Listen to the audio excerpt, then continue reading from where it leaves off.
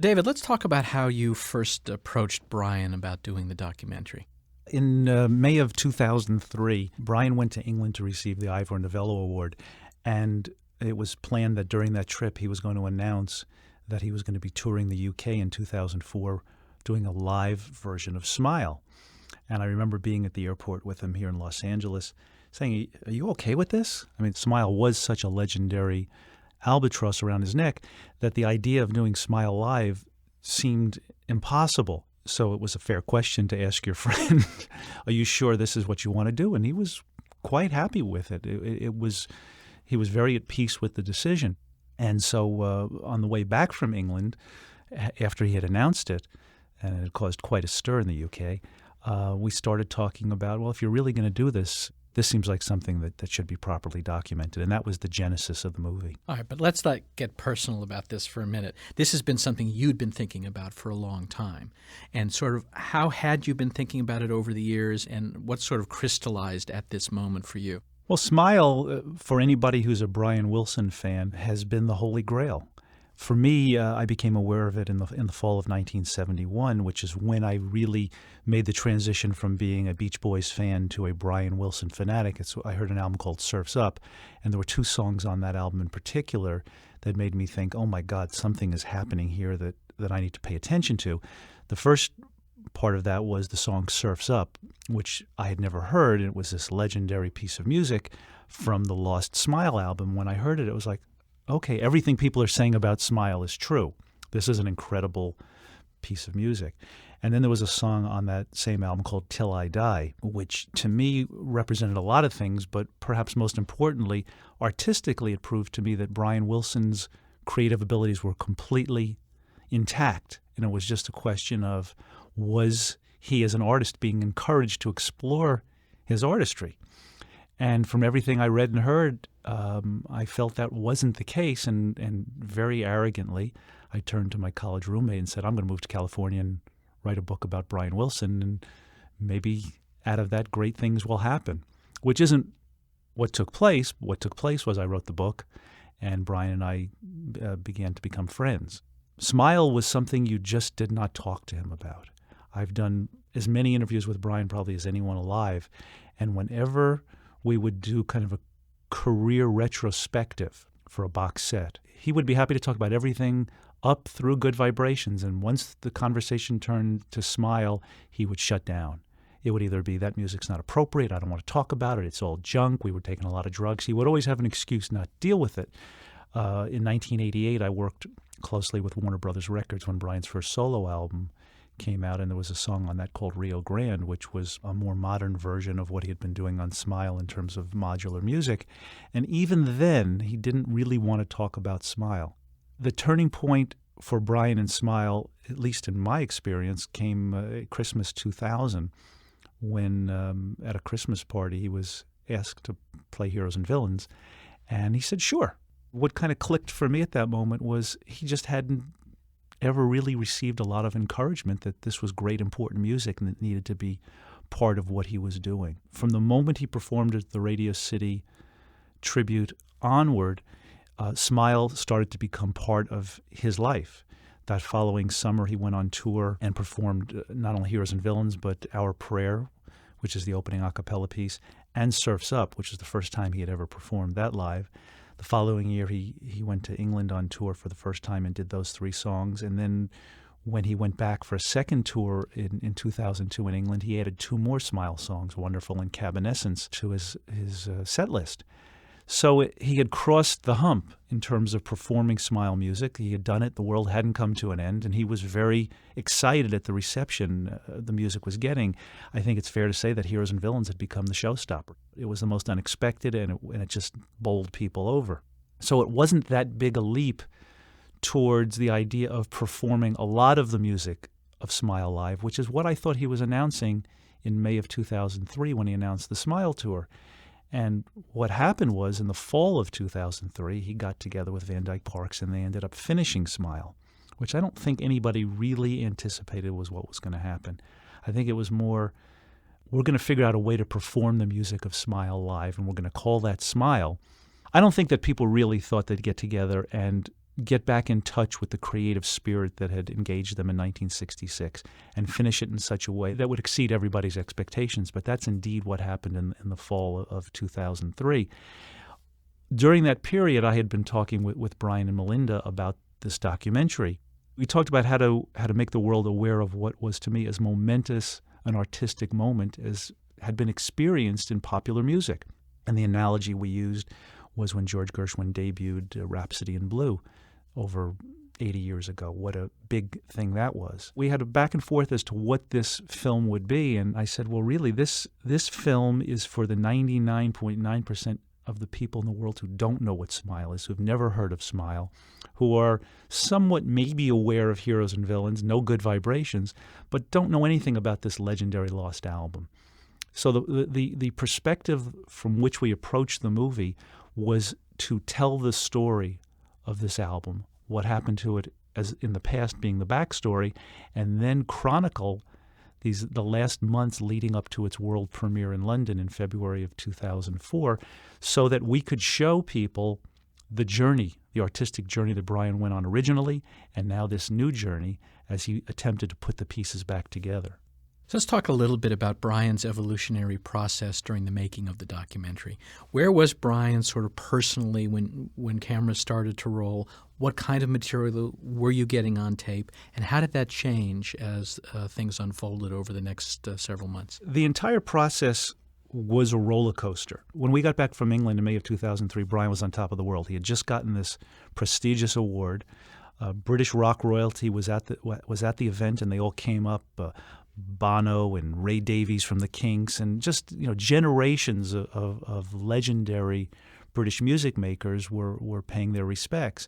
The day after that, Brian went into the recording studio and produced Eric Clapton doing some guitar work on a new song.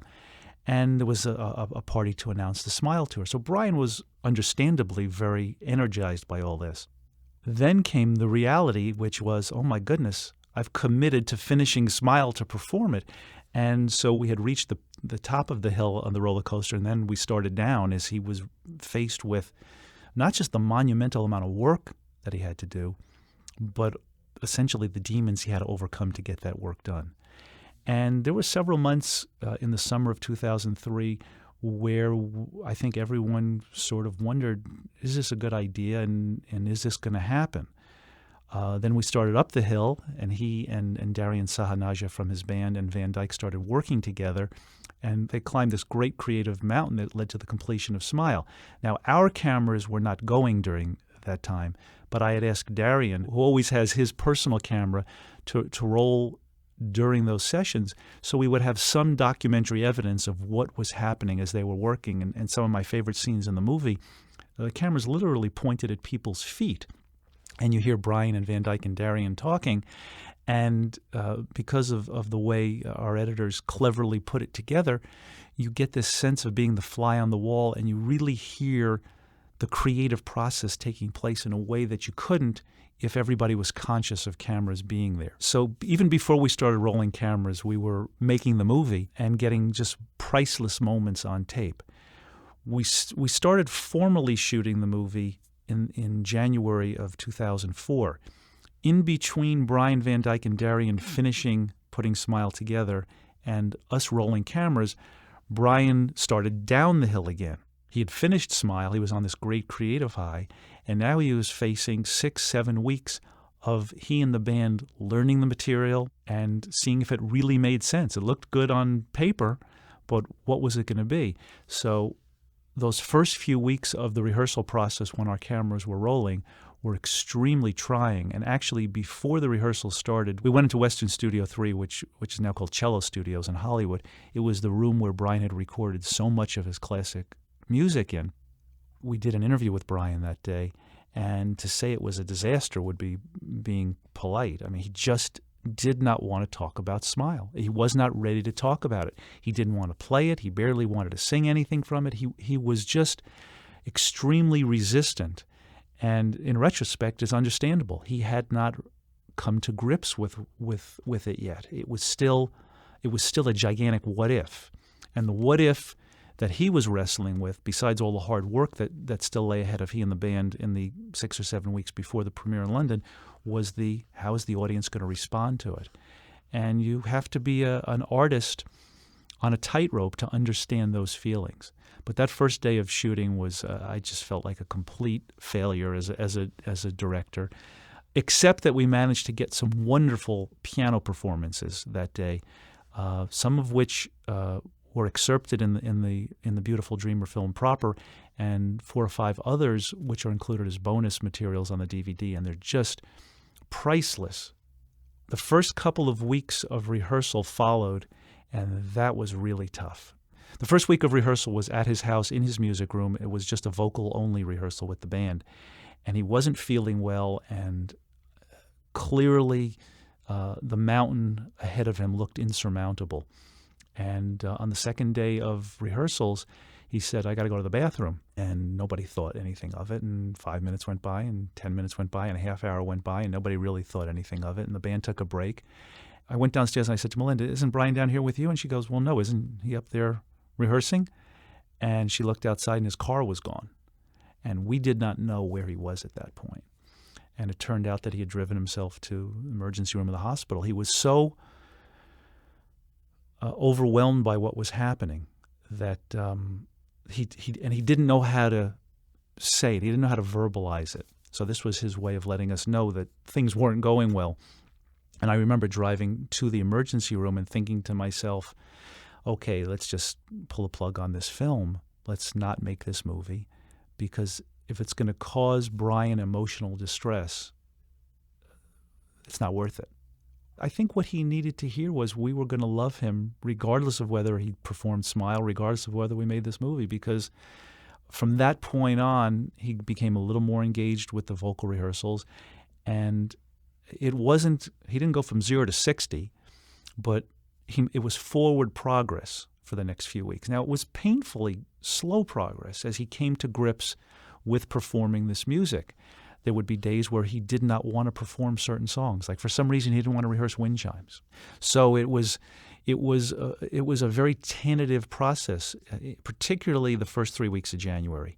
And then at some point, it all seemed to click in, and all he wanted to do was rehearse Smile. He went from the kind of a reluctant warrior to a proud artist. And it was, come on, guys, we got to get to work. Let's go.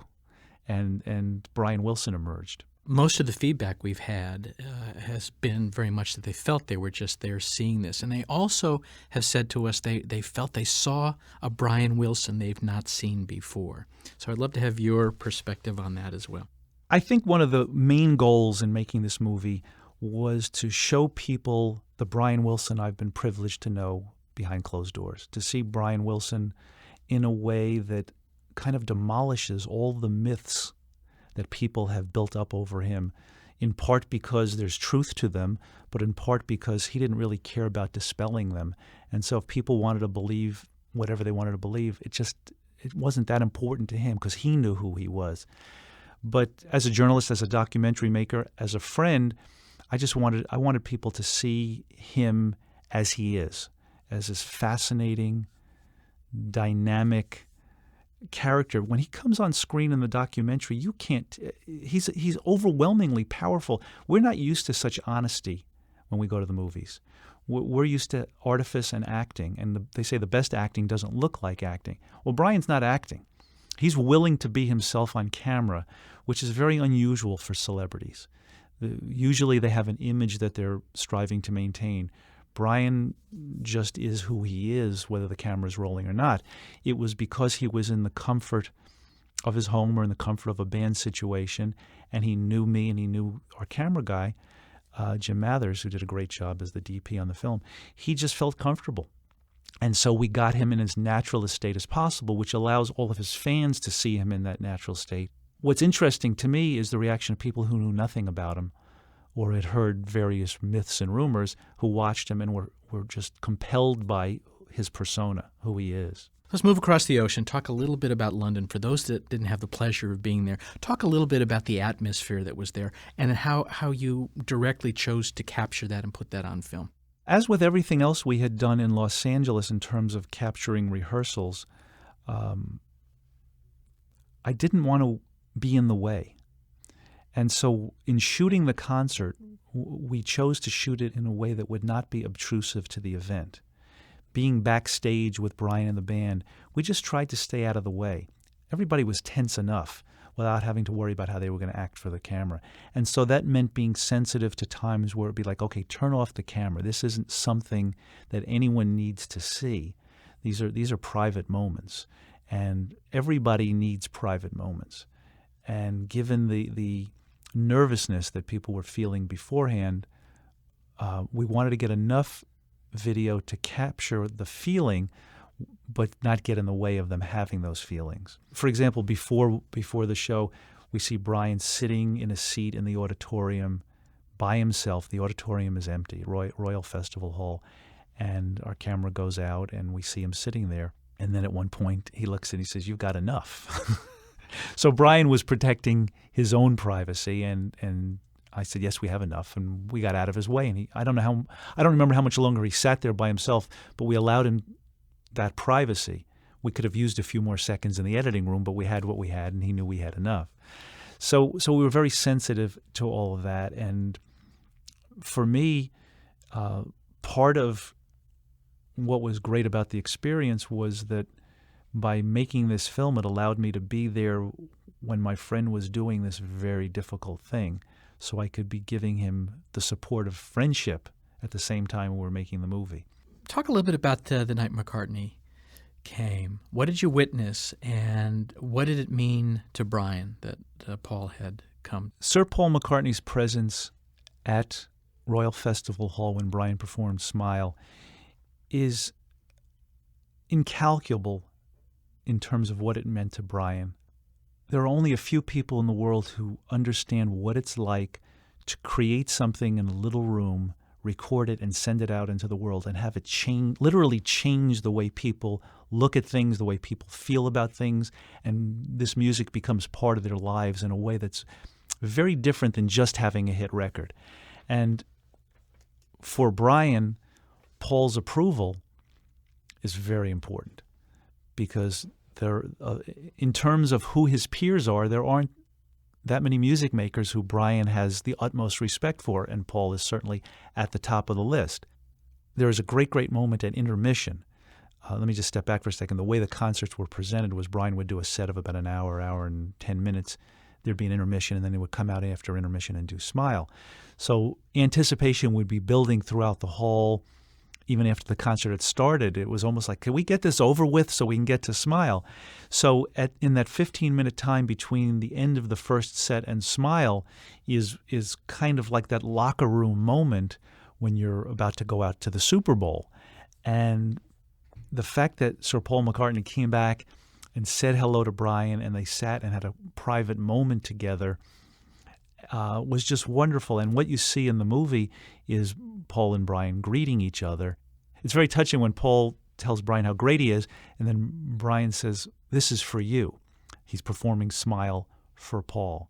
And a little bit later, Paul and Brian went back to Brian's dressing room, and then they came out and they sat down in the same place, and Paul had a ukulele, and Brian said, "Play something for me." And I dare say there aren't, outside of Sir Paul's family, I don't know how many people there are who could say to him, "Play something for me," and he would do it. And it was just a wonderful moment to see two great artists, two people who really adore each other, have that moment where no one else in the world existed. To see Sir Paul's reaction at the end of Smile, he's on his feet cheering, raising his fists in the air. In the row just behind him and a little bit to the right is Sir George Martin, also standing and applauding Brian. And it's just a great karmic moment, if you will, that the two guys probably most responsible for Sgt. Pepper's, which was the album that Smile was ostensibly going to be going head-to-head with, were there cheering Brian on 37 years later at the moment of Smile's birth.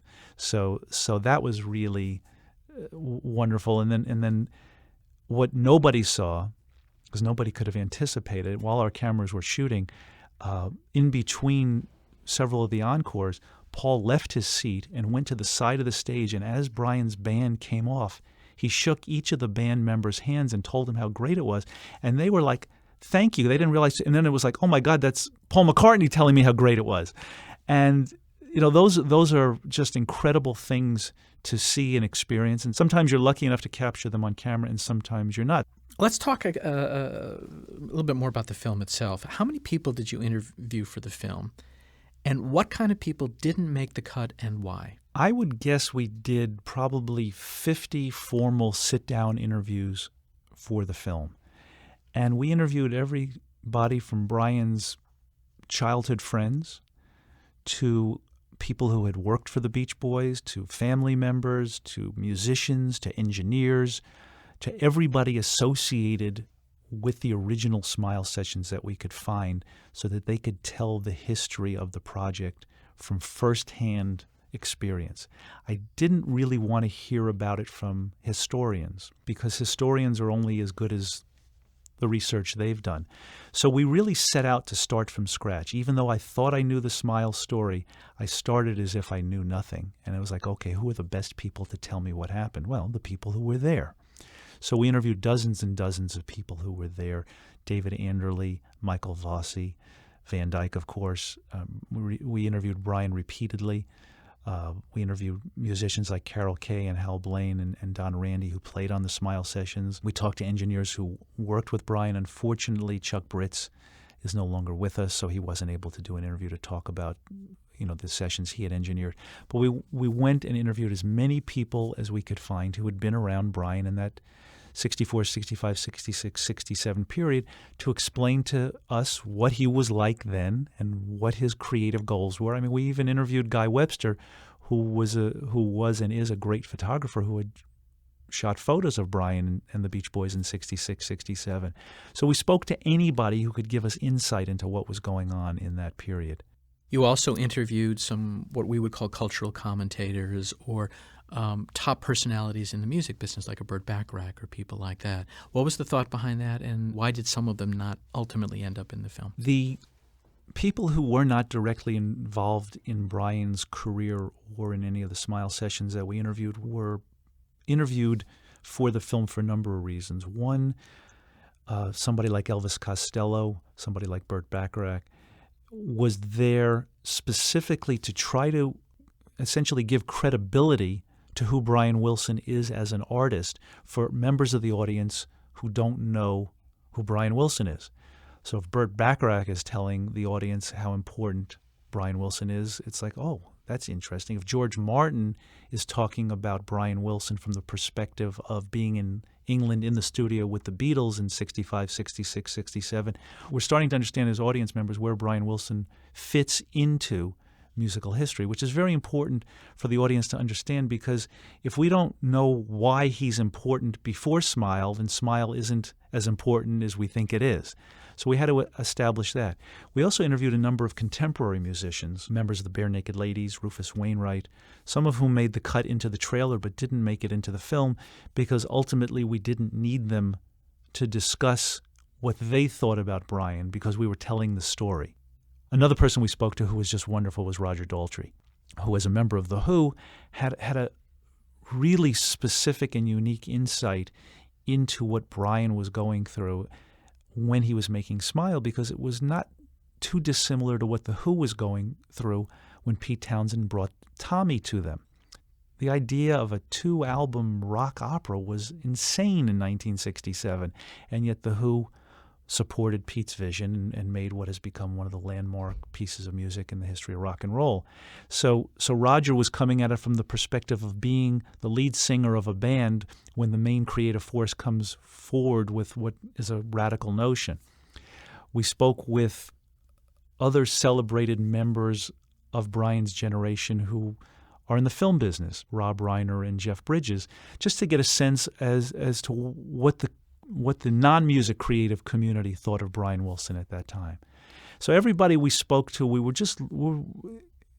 John, you often talk about making documentaries like a jigsaw puzzle, and that there are thousands of little pieces, and it's our job to put it together as artfully as possible. But unlike a jigsaw puzzle, there isn't just one solution. There's many, many ways to put the pieces together. But first you have to gather the pieces. So that's what all of these interviews were. There were a couple of dozen people who didn't make the trailer or the final film just because there's a certain ruthlessness that takes place in the editing room where you do your first cut and it's 4.5 hours long, and that's just not going to work for anybody. No one's going to watch for 4.5 hours, even me. So people, stories, anecdotes, episodes, scenes just start to disappear, and you have to take a very jaundiced view towards it. Is this advancing the story? Does the audience need to know this? Or can that story tell us everything we need to know about that particular subject? So that's what happens in the editing process. People just unfortunately fall by the wayside. If you want to know who was interviewed, in the closing credits, you'll see a list of what we call the witnesses, and everyone who was interviewed is listed. Which begs the question, a couple of people we didn't see were Beach Boys. Why is that? We asked the Beach Boys to participate, and somebody would have to do an interview with them to find out why they chose not to. As somebody said to me, it seems that the same people who chose not to participate in 1967 are the same ones who chose not to participate this time around. What are some of the great stories people told you that there was not time for in the film and you reluctantly had to cut out? Tell us a few of those if you can remember. One of the legendary stories that people always talk about when they recount the Smile mythology is an event that happened in the fall of 1966. Brian had gone to Michigan where the Beach Boys were playing a live concert, and it was going to be the first time they performed Good Vibrations, and he went there to make sure that they had all their parts down properly. On the flight back, he somehow managed to get the captain to radio ahead to home so that all of his friends would be at the airport when he got there, and Guy Webster would be there to record this photograph of Brian and all of his Smile era friends. And on the surface, it seemed like just an interesting, eccentric request, except that photograph has become symbolic. This is a terrible analogy, but it's almost like the Last Supper. It was the last photograph of them all together before things started to go downhill in the Smile story. And one by one, those friends disappeared until they were all gone, and so was Smile. So that photo has tremendous symbolism in the Smile story. It's just an episode we didn't have time to tell in the movie, and we had interviewed 4 or 5 people who were there for the photo, as well as Guy Webster, who took the photo. So we had a wonderful section about it. We just couldn't include it in the movie.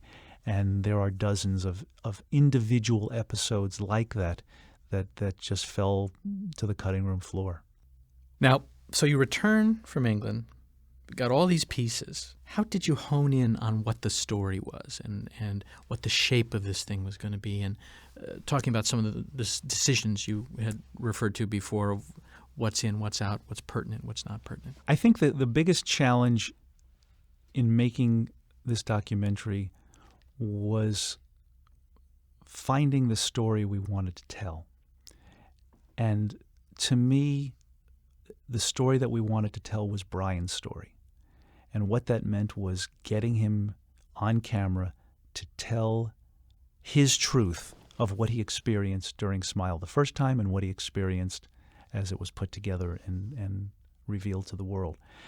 And that was the greatest challenge we had. And I don't think until we got a good interview on tape with him that I really could find a shape to the film, because I knew it all depended on that. And in fact, in some of the bonus material on the DVD, you'll be able to see excerpts from the interviews with Brian that didn't make it into the movie, and you'll hear specifically how we worked to get him to tell the story.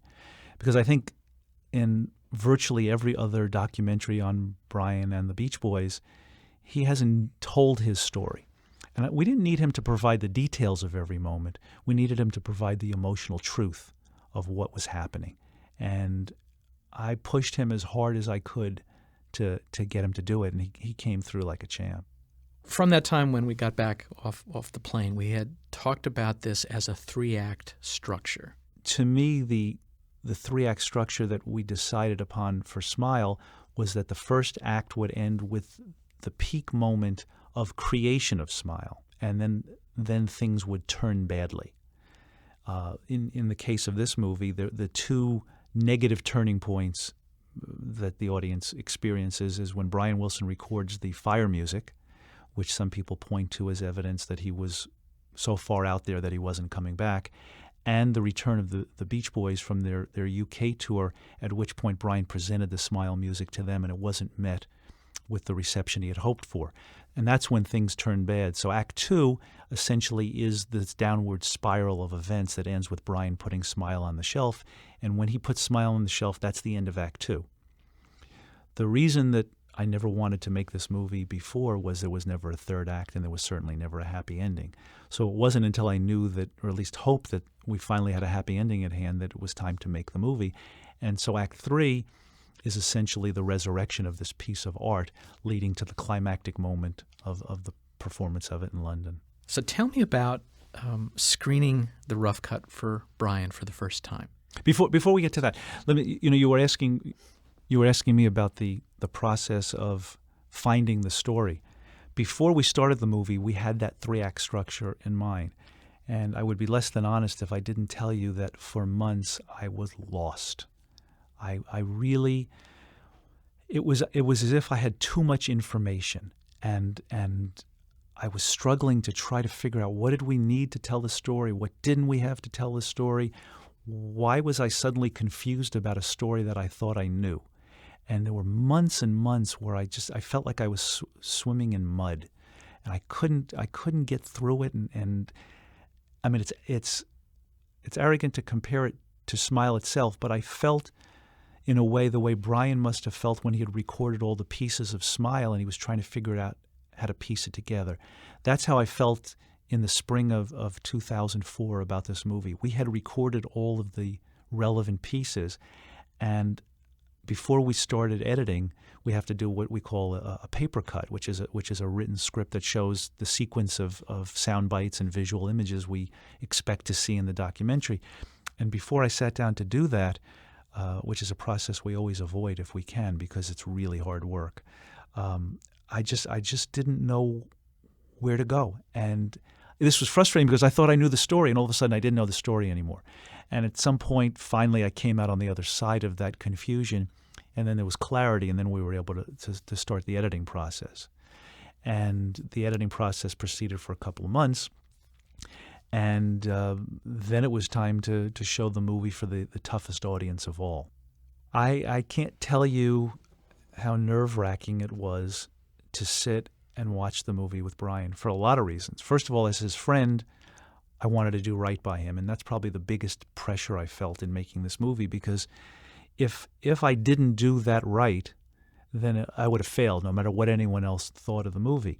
Secondly, in watching it with him, there's some tremendously painful moments that he confronts in his life in this movie. And just, it's one thing to sit in the editing room as strangers and look at the material. It's another thing to sit there with the man who all this stuff happened to and have him relive all the pain that Smile caused him. And so I really wasn't looking forward to that.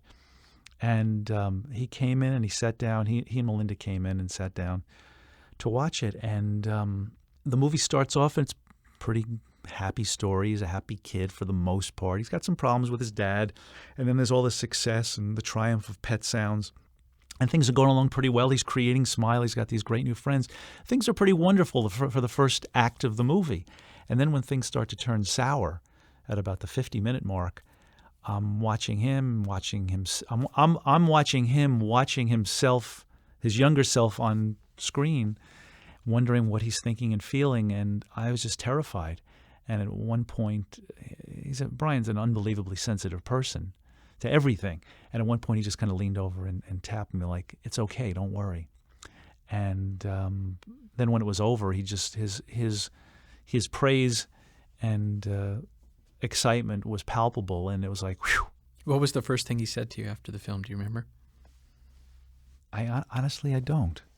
I don't remember what he said, but I do know he came back a week later and he brought Van Dyke to watch the movie again. And now this was a whole new experience because Van Dyke was the other Smile protagonist whose life in many ways was affected enormously negatively by the failure of Smile to be realized in 1967. And so now I'm watching Brian watch Van Dyke watch the movie. And what was interesting to me was at some point Brian reached over and kind of tapped Van Dyke, like, it's okay. And then at some point into the movie, I think it was at the end of Act 2, Brian stopped me and said, I got to go to the bathroom. He turned to Van Dyke and said, didn't I tell you this was the greatest documentary ever? And, it was just great because, and when it was over, Van Dyke was very happy with it. So the two people whose life story I had been entrusted with were happy. So from that point on, it was essentially a race to get it finished for broadcast.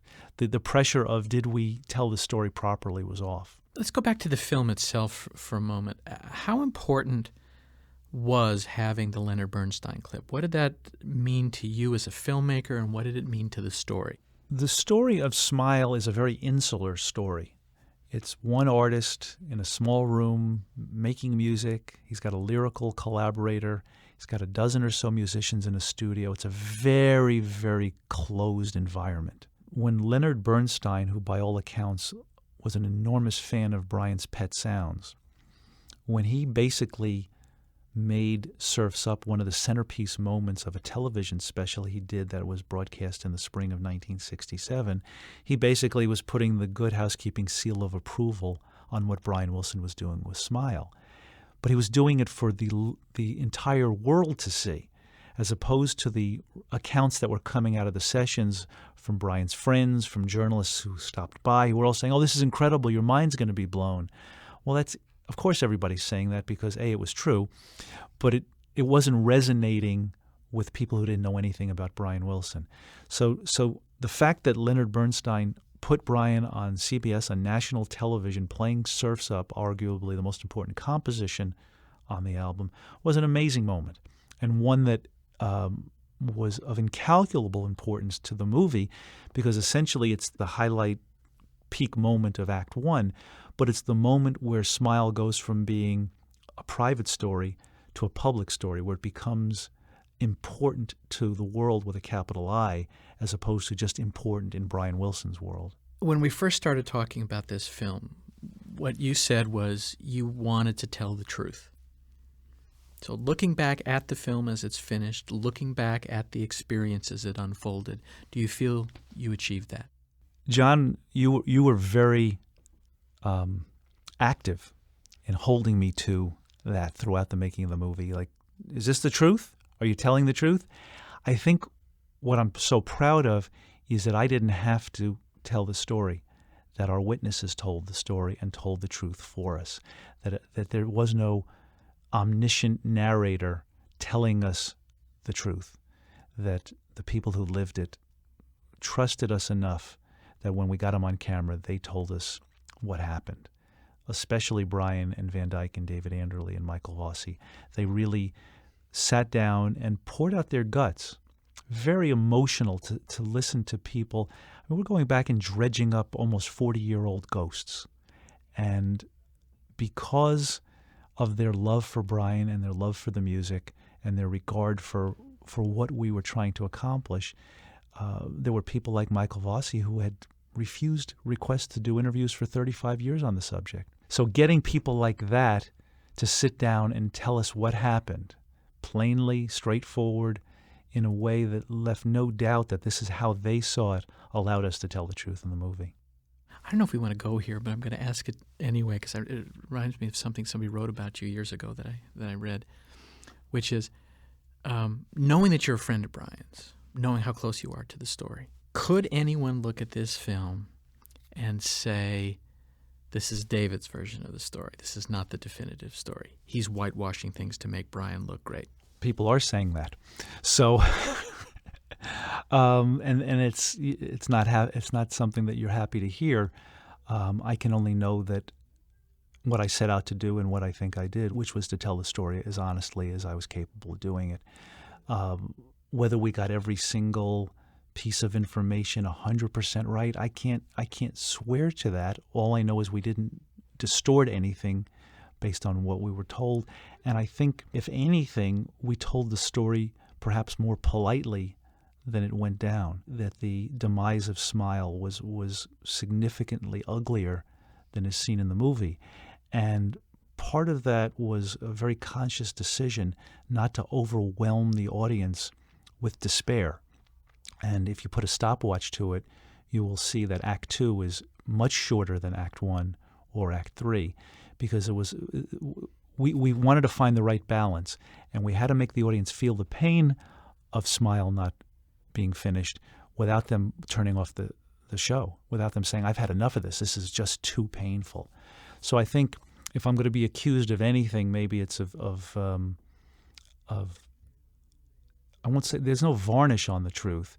It's just it's more withholding. It's more not putting out. It's more not putting every painful moment on display, just enough so that the audience gets a sense of how bad it was. And speaking of painful moments, this was more than just a job for you.